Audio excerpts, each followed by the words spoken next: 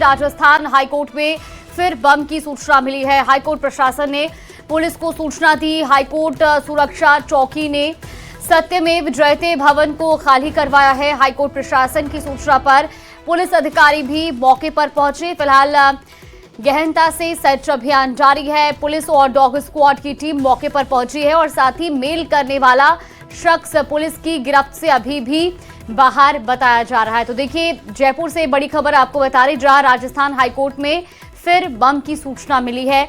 Mail के जरिए ये धमकी आई और अभी भी पुलिस के हाथ खाली हैं। लगातार जो बम की धमकियां हैं मिलने का सिलसिला जारी है। कभी कोर्ट परिसर, कभी सार्वजनिक स्थल, तो कभी स्कूल या कॉलेज परिसर में इस तरह की धमकियां मिल रही हैं। लेकिन अभी तक भी मेल करने वाला शख्स जो कि आए दिन बम की धमकी भेजता है, उसका अभी तक पता नहीं चल पाया है। सत्यमेव जयते भवन का फिलहाल गहनता से वहां पर सर्च अभियान चलाया जा रहा है। पुलिस और डॉग स्क्वाड की टीमें मौके पर मौजूद हैं और परिसर को खाली करवाया गया है। तो हाईकोर्ट प्रशासन ने पुलिस को सूचित किया था, जिसके बाद टीमें मौके पर पहुंची और फिलहाल सुरक्षा के लिहाजे से पूरे इलाके को, पूरे परिसर को खाली कराया गया है और वहां पर सर्च अभियान जारी है। सुरक्षा चौकी ने सत्यमेव जयते भवन में फिलहाल सर्च अभियान जारी रखा हुआ है। बम की धमकी के मामले में ये जांच जारी है। संवाददाता आसिफ हमारे साथ फोन लाइन पे जुड़ गए हैं। आसिफ, एक बार फिर से बम मिलने की धमकी मिली है, सर्च अभियान भी वहां पर चलाया जा रहा है, कुछ अभी तक हाथ लगा है पुलिस और सर्च अभियान टीमों के? देखिए, हमेशा की तरह आज भी पुलिस के हाथ खाली हैं। डॉग स्क्वाड और पुलिस की टीम पहुंची। हाईकोर्ट प्रशासन ने हमेशा की तरह पुलिस को सूचना दी। पुलिस मौके पर पहुंची और जांच करके जो है वो पुलिस वहां से अब निकल रही है। सवाल फिर वही है कि बार बार हाईकोर्ट, सेशन कोर्ट, कॉलेज, इन्हें कौन धमकी दे रहा है और पुलिस इस पूरे मामले को लेकर संजीदा क्यों नहीं है, सीरियस क्यों नहीं है? पुलिस की इंटेलिजेंस विंग क्या कर रही है? पुलिस की साइबर विंग क्या कर रही है? पुलिस उन लोगों तक क्यों नहीं पहुंच पा रही जो लोग बार बार मेल के जरिए ये धमकी दे रहे हैं?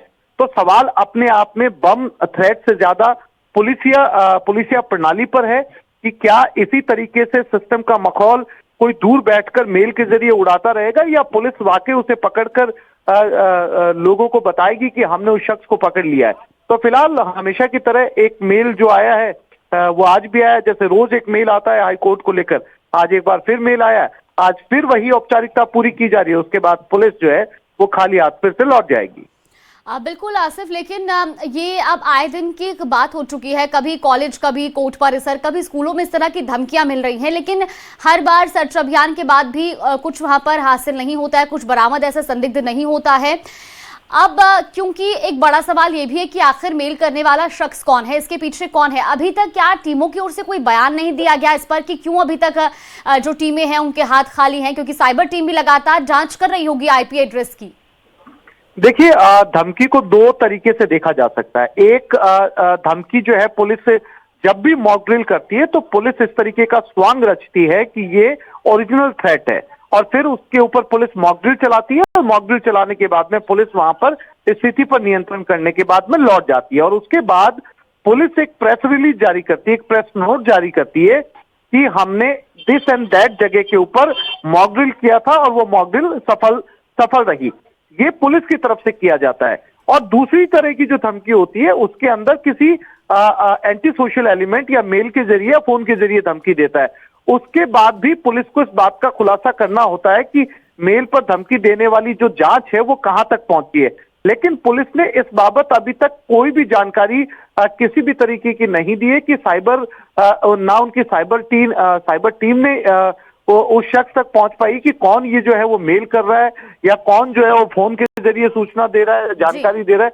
तो सवाल ये है कि अगर ये मॉक ड्रिल नहीं है तो फिर पुलिस इस मामले को लेकर क्यों पटाक्षेप नहीं करती? पुलिस इस मामले को लेकर जो है क्यों अपराधी की गर्दन तक पुलिस के हाथ नहीं जा रहे हैं? तो ये अपने आप में एक बड़ा सवाल।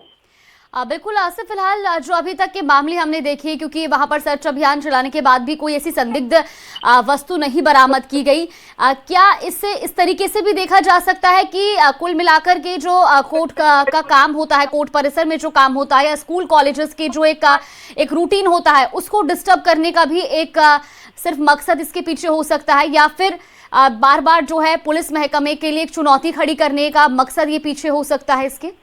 देखिए बिल्कुल ठीक कहा आपने। जब भी इस तरीके के मेल आते हैं या इस तरीके की फोन के जरिए जो है वो सूचना दी जाती है, तो उसमें सबसे ज्यादा जो प्रभावित होता है वो काम प्रभावित होता है। मैं आपको बताऊं कि जयपुर के अंदर आसपास के गांव से, आसपास के जिलों से बहुत सारे लोग अपने कोर्ट कचहरी में अपने कामों के लिए पहुंचते हैं। बड़ी दूर से वो सफर करके यहाँ पर पहुंचते हैं, और जब इस तरह की स्थिति देखते हैं तो 2, 4, 5 घंटे भी अगर वो कोर्ट को बंद करवा देते हैं किसी धमकी के जरिए, तो इन ग्रामीणों के लिए बड़ी मुश्किल हो जाती है, क्योंकि बड़ी दूर से यहाँ पर आते हैं।